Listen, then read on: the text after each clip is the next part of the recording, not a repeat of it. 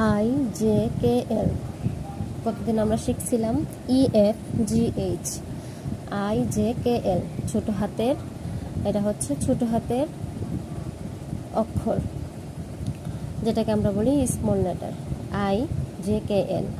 আইটা শুধু একটা টান দিব এইভাবে, দিয়ে উপরে একটা বিন্দু জে এভাবে দিব, তারপর নিচে ধীরে ধীরে আসবো। বড় হাতের যে যেভাবে লেখা হয় ঠিক একইভাবে ছোট হাতের যে লেখা হয়, কিন্তু ছোট হাতের জের মধ্যে উপরে থাকে বিন্দু, আর বড় হাতের জের মধ্যে উপরে বিন্দু থাকে না, একটা বিন্দু। আই জে কে, ছোট হাতের কে, এল শুধু একটা টান, আই জে কে এল। আচ্ছা, তো এটা শিখলাম কি যে টানা ছাড়া কিভাবে লিখতে হয়। তো যদি আমরা শেখাতে চাই বাচ্চাকে যে তোমরা টানা হাতের লেখা লিখবা, তাইলে এটাকে এভাবে লেখা যায়,